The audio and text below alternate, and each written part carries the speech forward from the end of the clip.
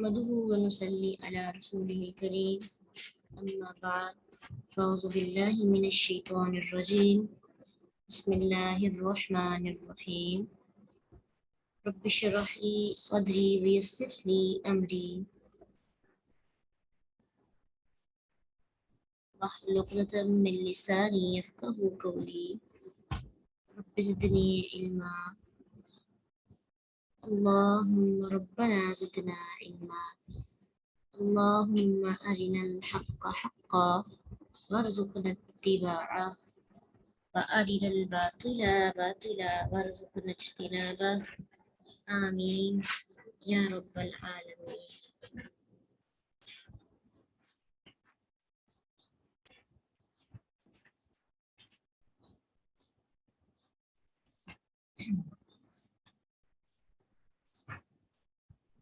Eighty eight سے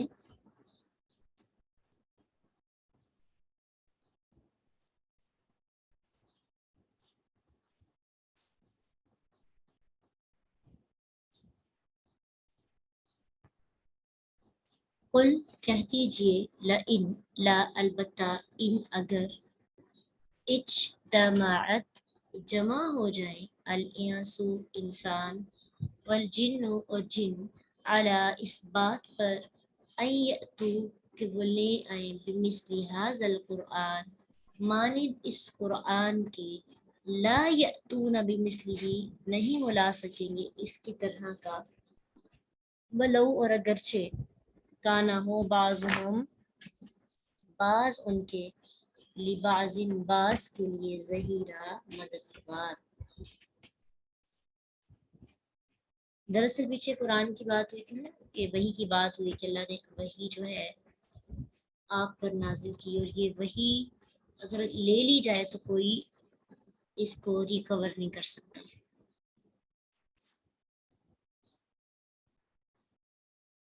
اسی طرح چیلنج کیا جا رہا ہے اہل مکہ سے کہ تم بڑی بڑی باتیں بناتے ہو، چلو اس قرآن کے جیسا ایک قرآن لے آؤ. سورۃ ہود آیت 13 میں آتا ہے 10 صورتیں لے آؤ، اور سورۃ بقرہ آیت 23 میں اور سورۃ یونس آیت 38 میں ایک صورت کا ذکر کیا کہ تم کوئی ایک صورت بنا لاؤ. سورۃ طور آیت 34 میں اس کے بعض حصے کا ذکر کیا کہ تم قرآن کے کچھ بعض حصے کو لے. چیلنج دیا گیا تھا. قرآن اصل میں ایک ایسی کتاب ہے جو صرف کتاب نہیں، اس کے اندر معجزہ ہے. کیا کتاب لکھی نہیں جا سکتی، لیکن بمثل ھذا القرآن اس قرآن کی مانند. اور قرآن فعلان کے وزن پر ہے. اس کا کیا مطلب ہے؟ بہت زیادہ پڑھی جانے والی چیز، سب سے زیادہ یاد رکھے جانے والی چیز. تو ایسا ممکن ہی نہیں کہ کوئی ایک آیت بھی قرآن جیسی بنا سکے، چاہے وہ کتنے بھی مددگار کیوں نہ اکٹھے کر لیں. قرآن کے اوپر نہ کوئی بات کر سکتے ہیں، نہ قرآن کی کسی آیت کو بنا سکتے ہیں. اگر کوئی آپ کو کہے کہ فلاں بندے نے قرآن کی آیت بنائی اور قرآن کی صورت بنائی، پروپیگنڈے ہوتے رہتے ہیں، تو کیا آپ یقین کر لیں گے؟ آپ کا ایمان اتنا ہے کہ آپ یقین آپ کو کرنا چاہیے کہ نہیں؟ آپ کو پورا یہ بھروسہ ہونا چاہیے کہ ایسا ہو ہی نہیں سکتا کہ قرآن کی کسی ایک آیت کو بنایا جا سکے. اور اگر کوئی بات ایسی پتہ چلتی ہے نا آپ کو کہ فلاں بندے نے قرآن کی چند آیات پر خود سے جو ہے الفاظ بنائے، تو اس کو آگے نشر بھی نہ کیا کریں، کیونکہ جب ہم نشر کر رہے ہوتے ہیں تب ہم اس مشن میں شامل ہو رہے ہوتے ہیں. مثلاً اگر کوئی ایسا کام کرتا ہے، نازیبا حرکت کرتا ہے، تو بجائے اس کے کہ اس کو اکیلے سزا دی جائے یا اس کو کچھ نہ کچھ کیا جائے، بلکہ اس کی جو بات ہوتی ہے، اس کا جو عمل ایکٹ ہوتا ہے، اس کو مسلمان ہی زیادہ آگے پھیلاتے ہیں. تو زیادہ ایسی باتوں کو چھالنا نہیں چاہیے، ان کا قلع قمع کرنا چاہیے، خود جہاد کریں. تو ویسے آج کے دور میں تو یہ ہے کہ آپ جب اس کے خلاف یعنی اس پیغام کو آگے پہنچانے کی بجائے اس کے لیے جذبات شیئر کرتے ہیں، تو یہ بہت اچھی چیز ہوتی ہے۔ ایسے کچھ دن پہلے کی بات ہے کہ جس اللہ کے نبی صلی اللہ علیہ وسلم کے بارے میں ایک ہندو عورت نے کچھ کہا تھا، تو یہ مسلمانوں کا رویہ اچھا تھا کہ انہوں نے اس کی بات کو، جو اس نے الفاظ ادا کیے، اس کو اتنا پروموٹ نہیں کیا تھا، یعنی اس کی بات پر آگے ویڈیوز نہیں بنائی تھی، بلکہ اس کے خلاف جہاد کیا تھا، اور اس کے نتائج بھی آپ کے سامنے آئے، بہترین نتائج سامنے آئے۔ سب نے پرزور طریقے کے ساتھ عقیدت کا اظہار کیا، دفاع کیا، تو یعنی ان کلمات کو جو ادا ہوتے ہیں وہ رپیٹ نہ کیا کریں، وہ آگے سے اسی طرح ادا کرنا نہیں کریں، کیونکہ پھر اس کی پروموشن ہم خود کر رہے ہوتے ہیں۔ ٹھیک ہے، ابھی آپ مسلم کنٹری میں رہتے ہیں نا، تو آپ کو ایسی باتیں سننے کو کم ملتی ہیں۔ ویسے اب تو سوشل میڈیا کا دور ہے، کچھ عرصہ پہلے بھی اس طرح کی باتیں آتی رہتی ہیں کہ فلاں بندے نے چیلنج قبول کرنے کی کوشش کی اور اس طرح سے لکھا، لیکن کوئی بھی آج تک کامیاب نہیں ہو سکا، کوئی بھی۔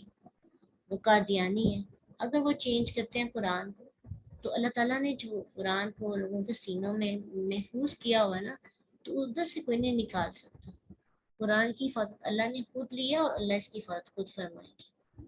اللہ کہتے ہیں وَلَوْ كَانَ بَعْضُهُمْ لِبَعْضٍ ظَهِيرًا، اگر ان کا بعض کے لیے مددگار بن جائے، پھر بھی وہ قرآن کی کسی آیت کو یا کسی بھی لفظ کو نہیں گھڑ سکتے۔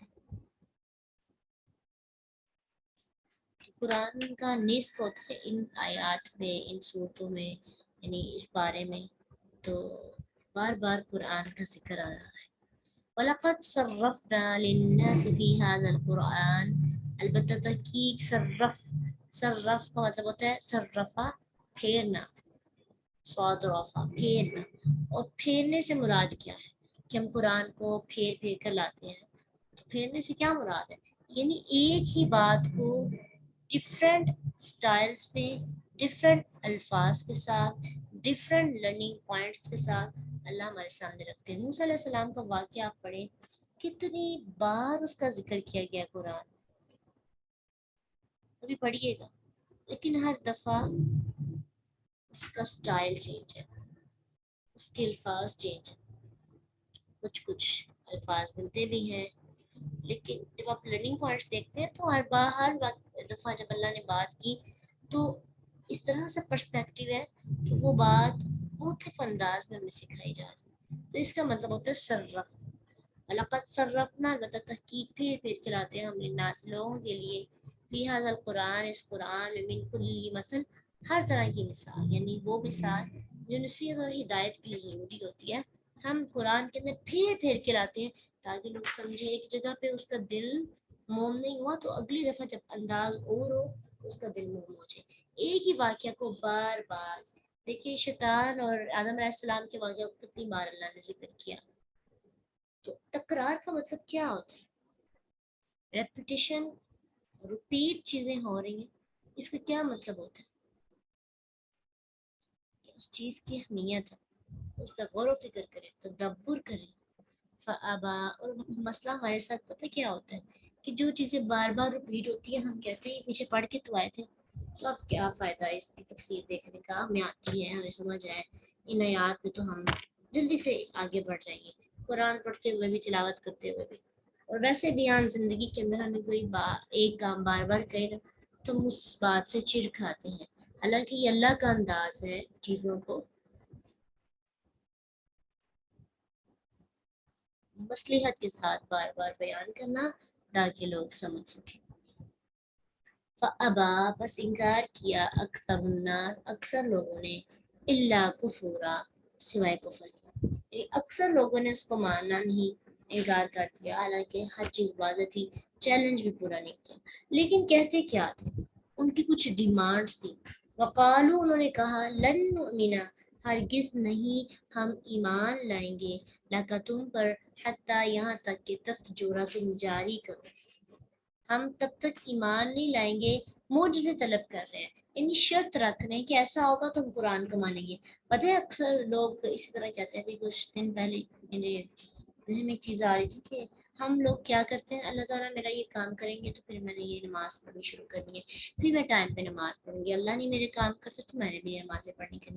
اس طرح کی سوچ ہمارے جو ذہن میں آتی ہے نا، اس کی وجہ سے پھر کیا ہوتا ہے، ہماری سوچ چھوٹی ہو جاتی ہے اور ہم اللہ کے بارے میں بدگمان ہو جاتے ہیں. اور پھر اس کا نتیجہ کیا نکلتا ہے کہ ہم کفر میں مبتلا ہو جاتے ہیں. شرط رکھتے ہیں ایمان کی، یہ ہوگا تو عمل کریں گے، ادروائز ہم عمل. اسی طرح مشرکین نے بھی کیا تھا، کہتے ہیں ہم ہرگز نہیں مان لائیں گے جب تک تم جاری نہ کر دو ہمارے لیے زمین میں ینبوعا ایک چشمہ. جب تک یہ چشمہ جاری نہیں ہوگا تب تک ایمان بھی نہیں لائیں گے، بات بھی نہیں مانیں گے. اب آپ سوچ رہے ہوں گے کہ ینبوعا نیا لفظ ہے نا، تو اس کا روٹ ورڈ ہے نون با عین. نبع، نبع کا مطلب ہوتا ہے پھوٹ نکلنا، چشمہ. تو ینبوعا اس کا مطلب ہوتا ہے ابل کر، پانی ابل ابل کر باہر نکلنا. یعنی اتنا پانی کافی نہیں جو ان کی ضرورت پوری کرے، بلکہ وہ بہت بڑا اور ہمیشہ جاری رہنے والا چشمہ ہو، ہمیں وہ چاہیے. اب عربوں میں یہ کیوں انہوں نے مانگا تھا چشمہ؟ کیونکہ وہاں پہ چشمے نہیں تھے، پانی کی کمی تھی، صحرائی علاقہ تھا اور سرسبزہ بھی نہیں تھا اتنا، اور درخت بھی نہیں اگتے تھے.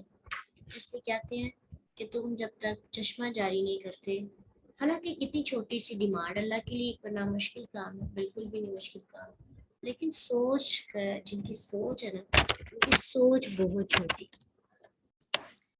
کہتے ہیں اچھا یہ بھی کافی نہیں، اس کے ساتھ ساتھ او تکون لکا، یا ہو تمہارے لیے جنت ایک باغ، کون سا، من نخیل کھجوروں سے، وعنب انگوروں سے، کھجوروں اور انگوروں کا ایک باغ ہو، فتفجر الانہار، تو پھر تم جاری کرو نہریں، خلالہا درمیان اس کے، تفجیرہ خوب جاری کرنا، یعنی ان کے درمیان میں سے نہریں بہہ رہی ہوں، اور وہ نہریں جو ہیں تیز بہتی ہوں، خلالہ ان کے درمیان میں کوئی خلل نہ ہو.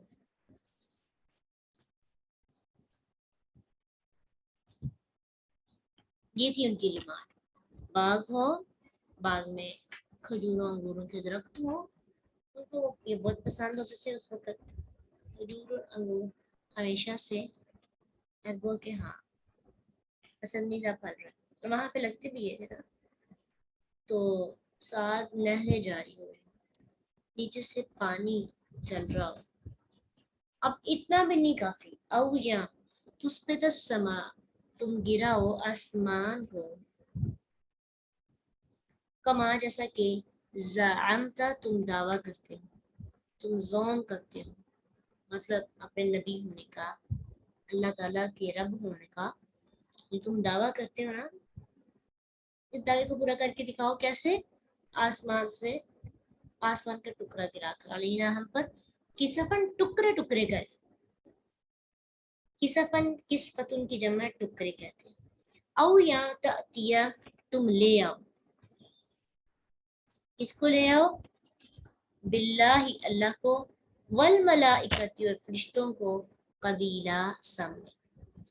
قبیلہ بمعنی مقابلہ، اس کا مطلب ہوتا ہے آنکھوں کے سامنے، اور قبیلہ گروہ کو بھی کہتے ہیں قبیلہ. اس آیت میں ان کے دو مطالبے ذکر کیے ہیں. پہلے مطالبوں میں انہوں نے کیا ہے اشارہ اس آیت کی طرف جس میں اللہ تعالیٰ ارشاد فرماتے ہیں سورۃ سبا آیت 9 میں کہ اللہ تعالیٰ نے کہا نا کہ ان نشأ نخسف بهم الارض او نسقط علیہم کسفا من السماء، اگر ہم چاہیں تو انہیں زمین میں دنسا دیں یا ان پر آسمان کے ٹکڑے کو گرا دیں. تو انہوں نے کیا کیا؟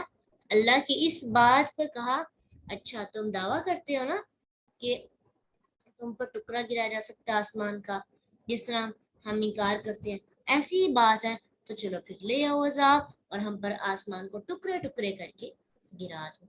ये बदजुबानी, बद अखलाकी, हद से गुजर जाना, अल्लाह की रहमत थी, वो बच गए।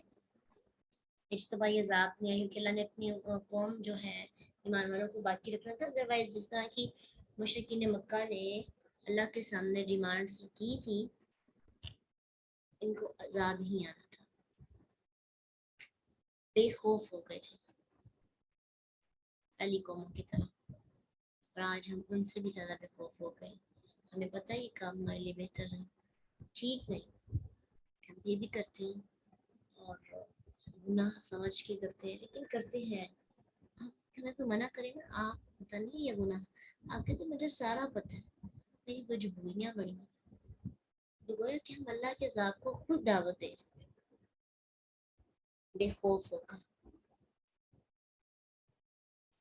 खौफजदा होने की बजाय जल्दी जल्दी अजाब लाने का मुतालबा करने लगे। और दूसरा मुतालबा इनका क्या था? अल्लाह ताला और फरिश्तों को उनकी आंखों के सामने लाने। वैसे भी हमने कल पढ़ा था ना कि गैब का कुछ इल्म होता है और वो अल्लाह ही जानते हैं। तो उस इल्म में नहीं पढ़ना चाहिए क्योंकि हमारी बेस नहीं बनी, हम नहीं समझ सकते, हम नहीं समझ सकते ना कि हमारे लिए क्या बेहतर है, जाना क्या नहीं। अल्लाह को पता ना क्या बेहतर है। तो अल्लाह ताला ने फरिश्तों का इल्म, अपनी ज़ात का इल्म, अपने वजूद का इल्म हमसे पोशीदा रखा है। क़यामत के दिन हमें सब बताया जाएगा। अब अगली डिमांड उनकी क्या थी? औ यकून लका बैतुन, या हो तुम्हारे लिए घर, मिन ज़ुखरुफिन, सोने का। ज़ुखरुफ कहते हैं सोने को या सुनहरी चीज़ को, या मुलम्मा की हुई चीज़ को, खूबसूरत जिससे बनाया हो। गोल्डन चीज़ें, गोल्डन पेंटिंग्स, कोई भी चीज़ जो गोल्डन होती है या बहुत चमकने वाली खूबसूरत होती है, उसे कहते हैं ज़ुखरुफ।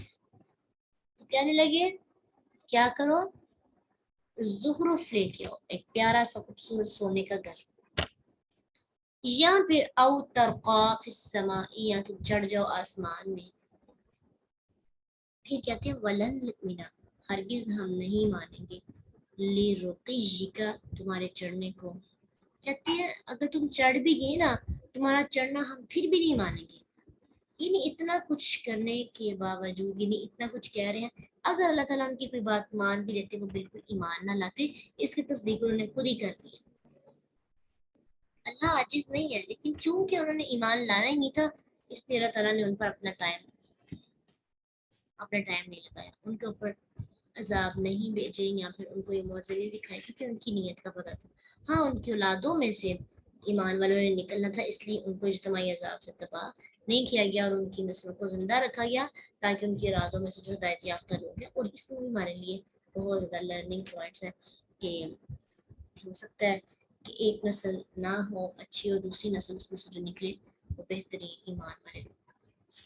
तो कहते हैं हम ईमान नहीं लाएंगे हत्ता तुनज़्ज़िला अलैना किताबन, हत्ता कि तुम उतार लाओ हम पर एक किताब, नक़रअहू, हम पढ़े उसे। यानी पूरी की पूरा स्क्रिप्ट। अल्लाह के नबी पर तो ये आयत आयत नाज़िल होती थी ना वक्त की मुनासबत से, शान नज़ूल, इसीलिए पढ़ते हैं आप। जिस चीज़ की ज़रूरत होती है उस पर वही नाजिल हो जाती है। तो उनका था कि जिस तरह पहली कौमों को पूरी पूरी किताब दी गई है ना, वैसे ही हमारे पास भी किताब है, फिर हम मानेंगे। आप खुद सोचिए, पहली कौमों को किताब दी गई, वो उस पर ईमान ना ला सके, तो क्या ये कौम किताब देखकर ईमान लाती? कभी भी ना लाती।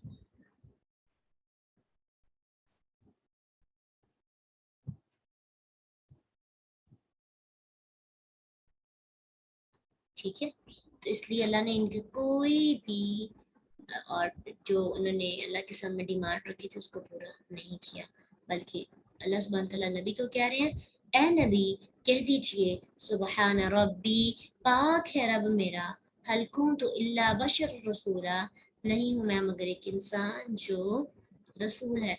मैं तो रसूल हूँ, मैं तो बशर हूँ, मेरे पास इतनी ताकत इस्तात है कि मैं तुम्हारी डिमांड्स पूरी करूँ। अल्लाह मेरा पाक है और आजिज नहीं है तुम्हारे काम पूरे करने से, लेकिन वो बहुत बुलंद है, मैं तुम्हारे छोटे कामों में पड़ना नहीं चाहता। اس کے بڑے بڑے کام ہیں، تو چاہے تو منٹوں میں تمہیں غرق کر دے، ختم کر دے، لیکن اس کی حکمت کچھ اور ہے۔ اور میں کیا ہوں؟ بشر، انسان۔ اللہ کے نبی کے بشر ہونے کی دلیلیں ہمیں بہت سی قرآن سے ملتی ہیں۔ بل انما انا بشر مثلکم یوحا، یہ سورۃ کہف کے لاسٹ پہ کہ کہہ دو کہ میں بشر ہوں، تمہاری طرح مجھ پر وحی کی جاتی ہے۔ تو اللہ کے رسول کیا ہے؟ بشر۔ تو قرآن نے ان کے 6 مطالبوں کا ذکر کیا، اور اس میں اور بھی مطالبے آ جاتے ہیں۔ تو یہاں پہ اللہ سبحانہ تعالیٰ فرماتے ہیں کہ میرا رب خر ہے، وہ اچ سے پاک ہے، وہ یہ سب کچھ کر سکتے ہیں لیکن اپنی مرضی سے۔ تو مجھے اس سے مطالبہ کرتے ہوں، مجھ سے کرتے ہوں، میں تو بس ایک پیغام پہنچانے والا ہوں۔ میرا کام تو صرف تمہیں پیغام دینا، میسج دینا۔ اختیار میرے پاس نہیں ہے، اللہ کے پاس ہے۔ اس لیے جو لوگ اللہ کے نبی صلی اللہ علیہ وسلم کے پاس اختیار کے قائل ہیں، ان کو مشکل کشا سمجھتے ہیں، ان کے لیے ایک ہی آیت کافی ہے کہ اللہ کے رسول بشر ہیں، کس طرح سے؟ جیسے ہم بشر ہیں۔ ہاں وہ اچھے انسان تھے، یعنی ان کی کوئی گناہ نہیں ان کا، اور نبی جو ہوتا ہے وہ معصوم ہوتا ہے، اسے کوئی مسٹیک نہیں ہوتی، ٹھیک ہے؟ اس لیے اللہ کے رسول تو یہ نہیں کر سکتے، کیونکہ انسان ان تمام چیزوں سے نیچے کا علم ہے اس کے پاس، یعنی یہ ساری چیزیں اس کے علم سے بالا تر ہیں۔ یہ اللہ کے کام ہے، اور اللہ کے کام اللہ ہی کرتے ہیں۔ تمام رسولوں کی طرح نبی صلی اللہ علیہ وسلم نے بھی ایسے موقع پر معذرت کر دی، یہ اللہ کا کام ہے، ہم تو بشر و رسول ہیں۔ تو اس سے ایک بات پتہ چلتی ہے کہ جو کام ہم سے نہیں ہو سکتا، تو ہمیں بجائے ہیلے بہانے کرنے کے ڈائریکٹ بات کرنی چاہیے کہ یہ کام اللہ کا ہے، میں نہیں کر سکتی، مجھے معاف کر دیں، ٹھیک ہے؟ اور یہ بہت خوبصورت جواب ہوتا ہے جب آپ سے کوئی کام نہیں ہوتا، ابھی آپ کہتے یہ کرو تو پھر میں یہ کروں، تو آپ کریڈٹ اللہ کو دیں، یہ اللہ کے کام ہے، یہ اللہ نے کرنے ہیں، اس میں میرا کوئی اختیار نہیں ہے۔ اللہ ہم سب کو قرآن سے محبت کرنے کی توفیق دے، ہم اس طرح کے چیلنجز نہ کریں کہ صرف ایک قرآن کو پڑھنے کے لیے ہم کہیں کہ فلاں کام ہوگا تو تب پڑھیں گے، ایسے ہوگا تو پھر پڑھیں گے۔ ہم اللہ کی کتاب کو تب بھی پڑھیں جب مشکلات ہے، اور تب بھی پڑھیں جب خوشیاں ہیں، اور اسی چیز کا نام ایمان ہے۔ ایمان خوف اور امید کے درمیان جو رستہ نا، اس کا نام ہے۔ آپ خوف میں بھی اور امید میں بھی رہیں، اور اللہ کے ساتھ آپ کا تعلق ہو۔ اللہ ہم سب سے راضی ہو جائے اور ہمیں قرآن کی قدر کرنے کی توفیق دے۔ وآخر دعوانا الحمد للہ رب العالمین۔ سبحانک اللہم وبحمدک، نشہد ان لا الہ الا انت، نستغفرک ونتوب الیک۔ السلام علیکم ورحمۃ اللہ وبرکاتہ۔